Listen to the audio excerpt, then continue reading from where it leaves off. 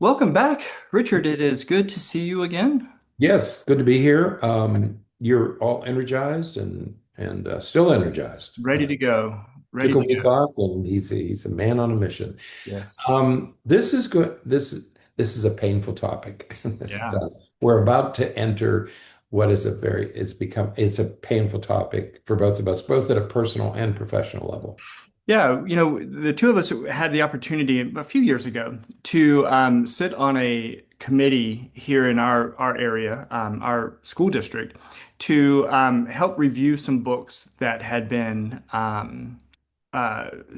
identified as problematic and concerning by different social organizations that they wanted removed from the school library for our school district. And so they created this panel, this committee to review these I think it was 16 books. 16 titles. Um, and it just so happened that I was on one half of the committee that reviewed eight of them, and you were on the other side of the committee that reviewed the other eight.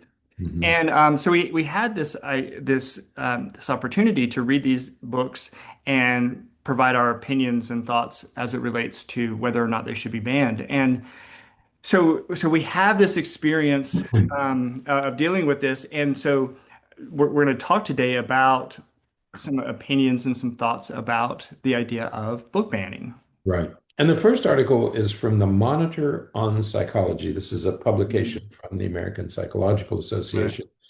This is back in the summer of 2025, July and August. Title of it is Taking a Stand Against Book Bans. So there's no Mhm. doubt about what this article was about. And we agree totally. Mhm. We are absolutely opposed to book bans.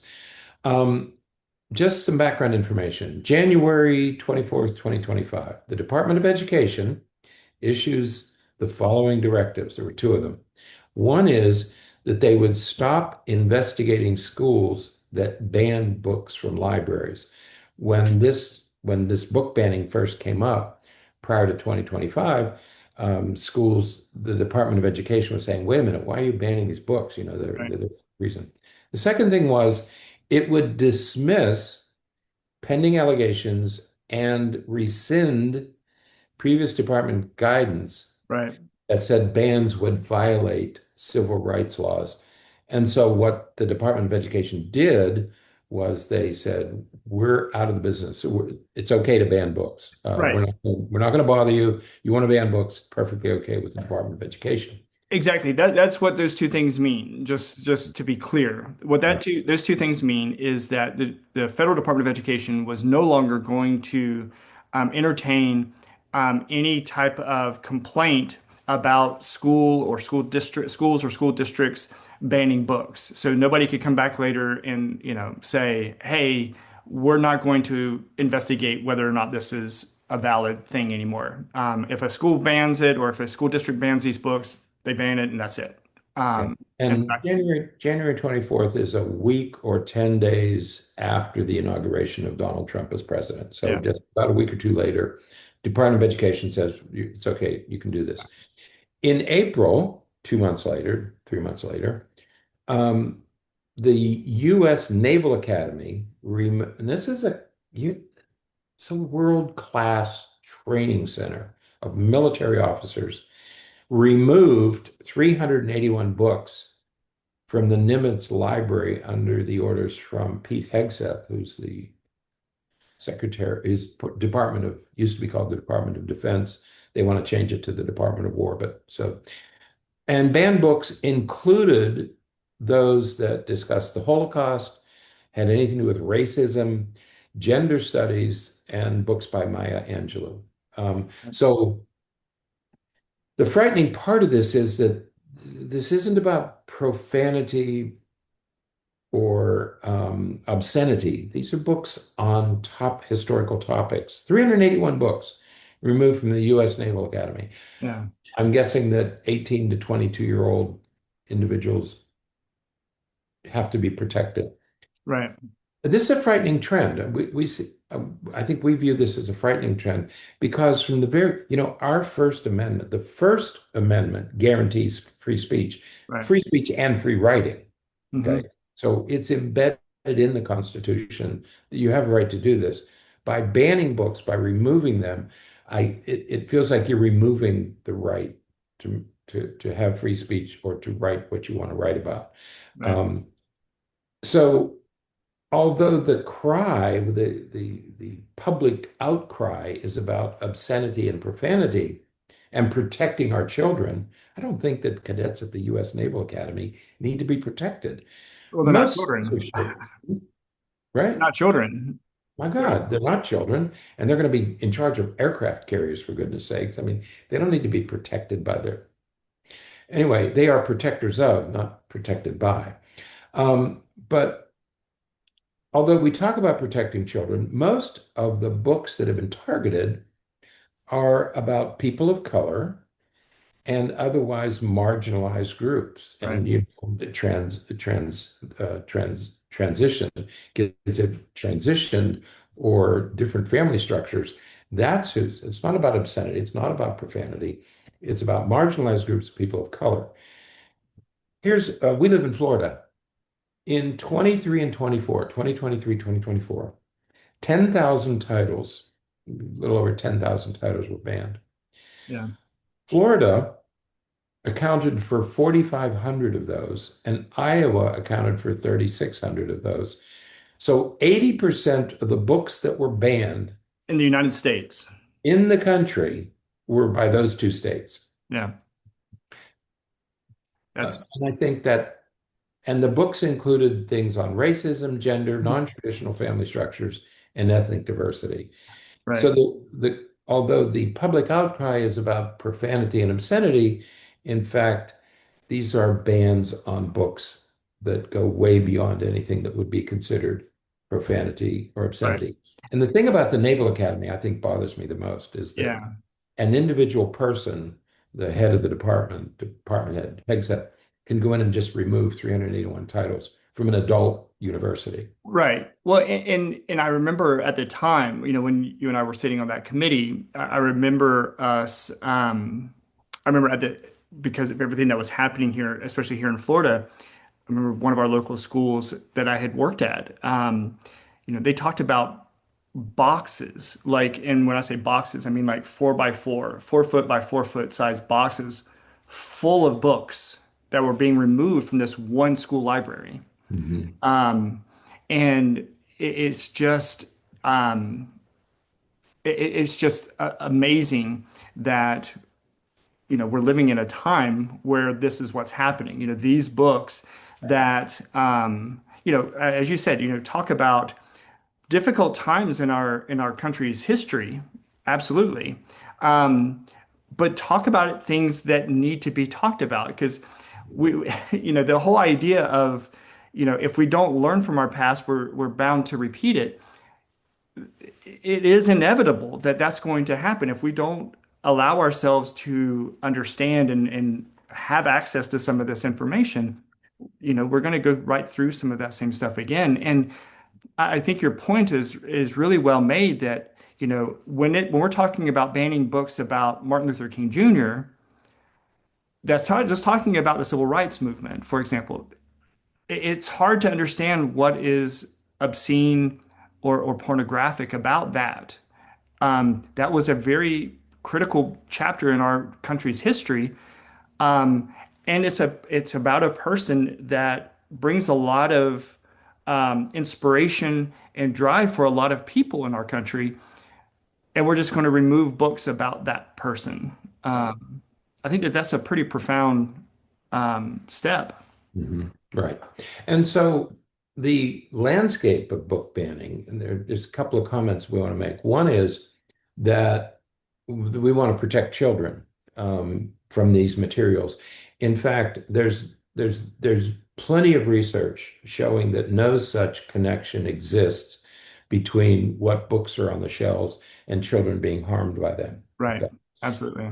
Second, 72% of the bans, almost three out of four, are pushed by mothers for what is it, moms for Mothers for liberty or Liberty. something, Hmm. and elected officials. Our governor wants to ban everything that he doesn't agree with, and our Right. president wants to ban everything. Anything they don't agree with, they want to get rid of. Hmm. Uh, this is by elected officials and by special interest groups. And I think a very good example of I almost said ignorance. I don't mean ignorance in that. I mean lack of information. Is there's a book called Something Happened in Our Town. It was written by two psychologists about a shooting that occurred in Atlanta a few years ago. And it was on the New York Times bestseller list, but it was one of the sixth most banned books in 2020. So here you have this book written by two psychologists about a shooting in Atlanta, and it was banned everywhere. Well, in 2021, an elementary school in New York featured this book, and the police department, Binghamton, New York, police department released a statement that it promoted anti-police views. Well, it was later learned that that most people had never read the book. Hmm. So Binghamton decided that, well, let's read the book and decide. Once people read the book, it was decided to include it in the curriculum. That Right. was put back into the curriculum. So I think this is not the only example of this. It is yet another example of this hysteria that we get, and we're going to start throwing books out. And it brings to mind that chilling video of Nazi book burning. And we've all seen it, Right. okay? And there's that chilling statement of if you can burn books, you can burn people. Right. And that's the frightening part is where does it end? And Right. who gets to decide that this book can be on a shelf and this book can't be on a Well, shelf? and it's the a great example of why a single group of people shouldn't be able to enforce and impose their beliefs and views on everybody else. That's right. Just because someone, I think about some of the books that we reviewed as part of that process when we were on the committee, and some of those books were, I mean, some of them were, award-winning books that have been, touted for years as, excellent books on, important topics. Um, and you think about removing them for, because because there's a paragraph in the One middle of the scene. book that somebody saw as obscene, or it talks about a real situation that that it describes and says, well, nobody should read that or be exposed to that all at the same time that some of these kids are playing video games and doing other things that We're on have the far internet. worse far worse things in it.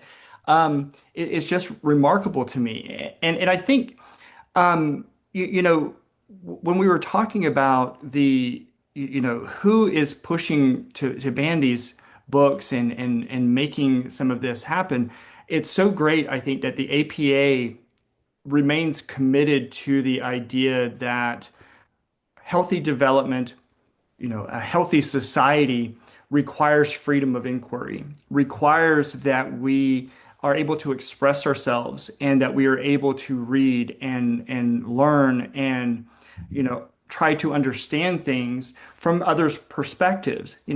That's what a book is. A book is, some type of experience that is written from a person's perspective, the Right. author's perspective.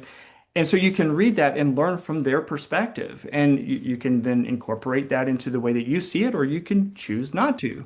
Right. Um, and it's so hard to appreciate people who so staunchly oppose that idea. Mhm. Right. One Yep. of the books that we reviewed was oh man, the name of it just went out of my head, out of my mind.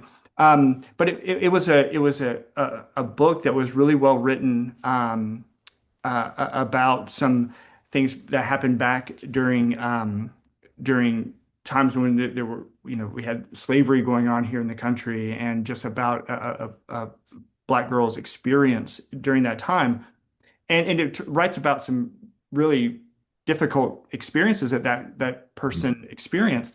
Mhm. Um, I mean, I know that I would have never appreciated those types of experiences had I not read that book. Right. Um, and to think that we're going to remove that opportunity from everyone, um, we're going to not let anyone have the opportunity to read that book, to get that experience and to understand that experience from that person's perspective. We're just not going to do that anymore because someone might find it offensive. We read, like you said, we read 8 books. Each Yep. committee read 8 books. I have 4 children. They're fairly typical, married, have kids, and living normal lives. Um, they're not, I would want not only would I would want my children to read all of the 8 books Hmm. that we read. I would Yeah. want them to know about those books. Yeah. There was nothing in there that would have harmed my children, even in elementary school. Right. And my children are typical. They're typical kids. Um, I would want them to read Maya Angelou and the other Mhm. writers that they were talking about banning. So there was nothing in those books that I found offensive or harmful. But you don't ban books. You just don't do that. I Right. mean, okay. Now, the second article is a little more, it was written by Stephen Hassan. Hassan is a cult researcher. He's an expert in cults, what happened, and we know all about cults and how cults manipulate their followers. And one of the ways they manipulate is through information control. Right. Remember, Jim Jones took that group of people down to South America or Central America, the Jonestown suicide. And one of the reasons of getting them there was he could restrict the information. He had control of what they would learn about. And book bans, according to Hassan, fall under this category of information control. And information control is one of the ways that cults control the population. They control the agenda. They control the information. If you Right. control that, you can maintain power. And authoritarian regimes throughout history and to the present day um, control information in order to maintain power. Okay. And I think what's so fascinating about this, Richard, when we were looking at this article, is that there's people aren't even denying that to some extent. When you look at some of the books here in Florida that have been banned, what the people who are banning the books say very directly is that we don't want these books that highlight and focus on racism or slavery. We don't want those books there because it will make, if we say it very bluntly, they're worried that it will make white kids feel bad, Mhm. right? I mean, I know that that's harsh to say, but that is basically what they're saying, that it will make some kids feel bad about a history that they didn't have anything to do with, and it'll make them feel bad about who they are, and so we should get rid of those books.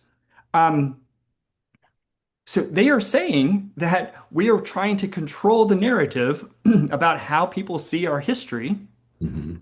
I mean, that's exactly what that is. They're trying to control the narrative about how certain groups of people see our history. So again, we don't learn from it. We're not trying to understand anything from anybody else's perspective, anything about our history, how we got to where we are now. We want to remove that so that we only think about what we are exposed to right now with no historical context to anything. That's so dangerous. And, Mhm. and, and they're being flagrant about it. They're being very direct about it. Yeah, they're trying to control what kids are exposed to, what information these we have, Mhm. so that we don't have anything that we don't want them to have. Right. And so they use terms like pornography and obscenity, Hmm. but to stoke fear. I mean, oh my Right? God, my kids are going to go, no. But then the fear is used to control Hmm. what's on the shelf. Okay. Right. Now, the two problems with that kind of language is that the bans target more than that. And these words are used just to foment fear and shock. But they're not legal terms. Right.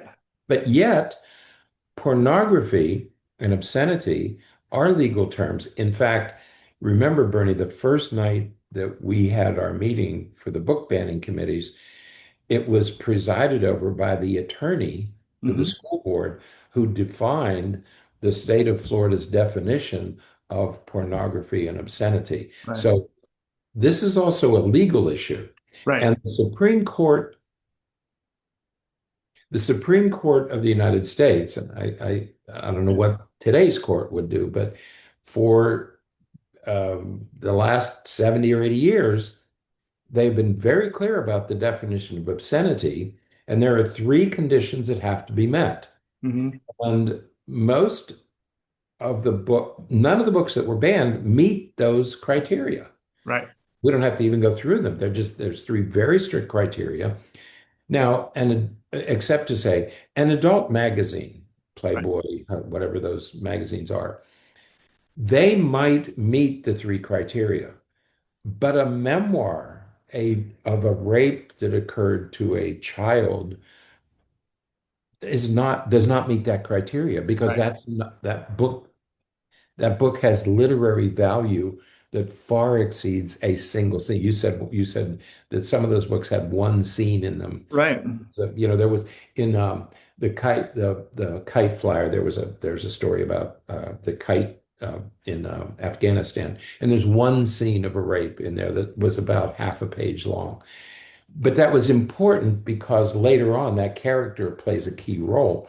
And so it was important to do that because it showed the kind of person that he was as a teenager and then became as an adult. Right. And so it did have literary value. So the books that are being banned don't meet the legal Right. requirements to be considered obscene or pornographic. Right. And you remember the what has often been said about those two words, pornography and obscenity. I don't know what it is, but I know it when I see it. That whole thing. And what I that can't what that suggests is that it's subjective.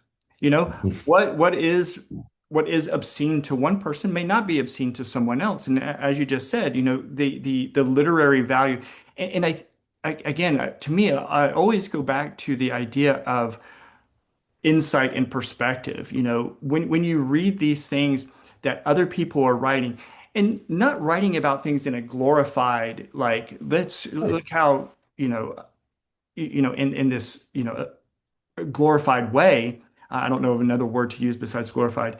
But we're not talking about that necessarily. We're talking about writing that's done in a way to explain something that happened. The last podcast we did was on resilience. Part of resilience is learning from other people's perspectives.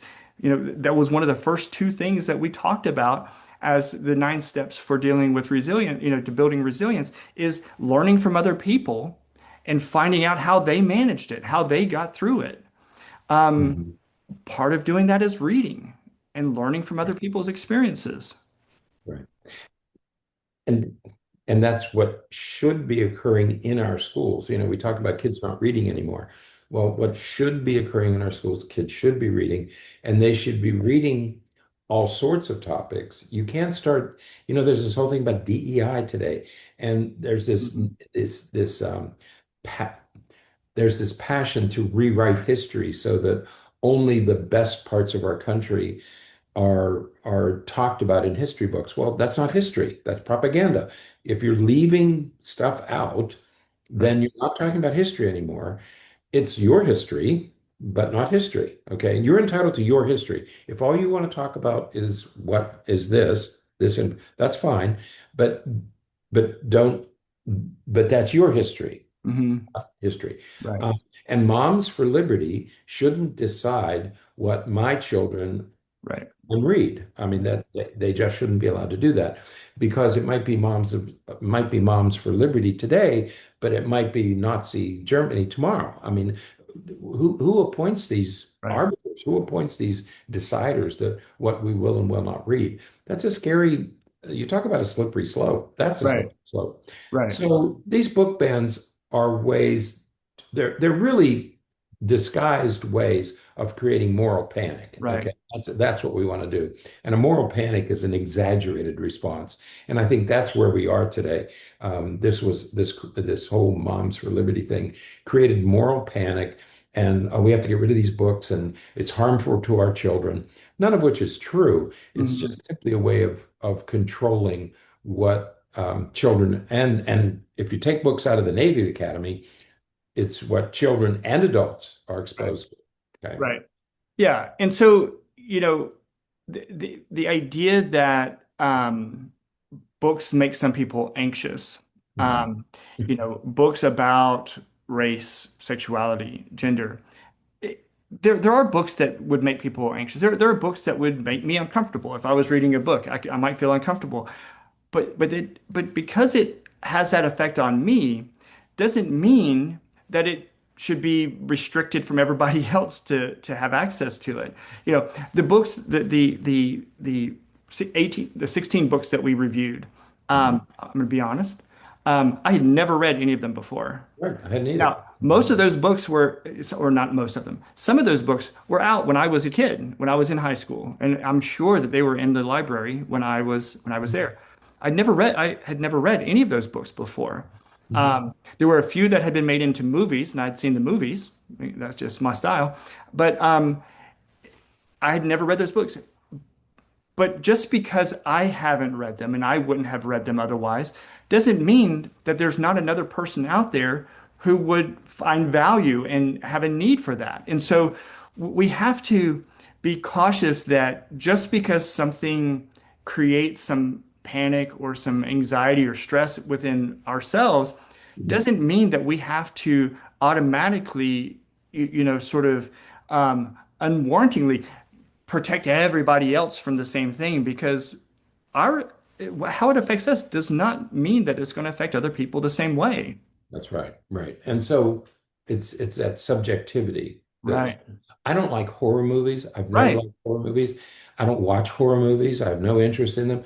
But my goodness, I have you can middle watch a schoolers that book. come in and are talking about watching these horrific movies that I Right. would never watch. Right. But it's okay. If you want to watch it and it's okay, it's perfectly fine. I'm not going to tell you what you should be watching, no matter what it is.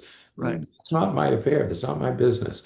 Everything should be there. Yeah. We talk about a free market system. We should have a free market of ideas. So his advice, and I think he's correct, the most powerful tools to truly protect young people, if that's what we want to do, Right. we want to protect young people, we should educate them, and we should make everything available so that they learn, so that we can have these discussions together. Right. I would much rather a teacher take a controversial book and guide the discussion thoughtfully than for my kids to get it from another kid and read it in private and not know what to do with the information. Absolutely. Insulating kids or attempting to insulate kids or adults from things is a losing battle Right. because we have seen over and over and over and over and over again that as soon as you ban something, it automatically increases interest. Hmm. Why was it banned? I want to know why it was banned. How can I access this? And Hmm. so we see a significant increase in the access and looking for and seeking out these materials. As soon as they're banned, the interest increases. Right. And so, I think there's like an 11 to 12% increase in borrowing, checking out some of these books as Right. soon as they're banned. Right. That's right. Some bookstores have a whole section they have a banned book section. And Hmm. so you can go there and you can check out or buy those books because Right. they've been banned.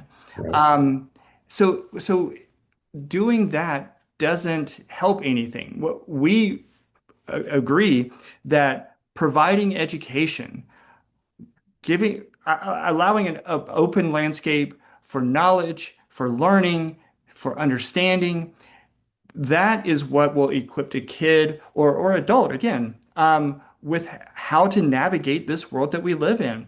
Look, Right. the reality is that kids now, we all now have more access to things than we ever have before. Right. If Hmm. you want access to something, if you want to see something, if you are interested, you will find it. Right. Banning books isn't going to be a way to prevent that from happening. Banning books in the age of the internet. The You mentioned magazines a few minutes ago. I was laughing in my mind because uh, who buys magazines? Nobody. That's what I'm You saying. I could, don't know the titles. Those were titles 50 years ago. right. All of the things that you could get in those magazines, you can see online for free. And and it's videos in Right. real videos. There, you don't have to look at pictures and imagine. Here Yeah. it is. It's 2 clicks away, and you're there. Right. And we're talking about banning books. So it's like it. Right. So banning books is nothing more than fear mongering, and it's a Mm. way to control information. Right. When you talk about changing museums and taking books out of shelves, when you talk about information control, Right. you're talking about political control. And people often ask, well, what can I do about this current government that we have? And there isn't a lot we can do. We can go to demonstrations, but one of the things you could do is fight these book bans in your community. This is a bad idea, and it's being pushed by a very small number of people, and all for the wrong reason. Right. And so this is something, fighting book bans, fighting against book bans. Even though there are librarians who are being fired Yeah. because they refuse to ban book. I mean, that should Right. never, ever, ever happen in this country. That's Right. a local decision. So if you want to start fighting back, one of the ways you can do that is to resist book bans because they make no sense. It's information control. And it's a way for other people to control the agenda, to control the information, and to Right. control our decisions. And for those who are wondering why in the world we're talking about this, again, it was the APA came out, the American Psychological Association came out and was very adamant in um, their opposition to the Really idea of wonderful. book Very bans. cool. And we agree because when you're talking about mental wellness, when you're talking about what is good for us people and kids developmentally, Mhm. we should have access to information, and books are information, whether it's a fiction, nonfiction, historical, whatever it is, it's information, and it provides the reader with a context, a new context, something that they can then add to their resources for how to deal with circumstances, how to understand circumstances, and then they can develop more broadly. And it's not just informed by, their own personal experiences. They can then learn from the experiences of others. I want my children to come home and say, Dad, is it true that women couldn't own a house or couldn't buy a car in Right, these years? I want my children to come and say, Dad, is it true that black people were just lynched in trees by mobs of people that nobody did anything? I want my children to come to me with those right, questions so that we can have those discussions together. I don't want that to be whitewashed. I don't want it to be eliminated. I want right. to have that opportunity. Right. Yeah, because when we think about how if we want to think about how our country has progressed, we Right. have to talk about where they progressed from. We can't Yeah. just say, yeah, it's better now. Better from what? What was it before? So I think we need that. But Yeah. all right. Well, Yeah. I think that that's it for today. The link to the two articles that we pulled some of this from is in the show notes, so you can check those things out and read up some more on those topics. So until next time, stay happy, stay healthy, and forget to be afraid.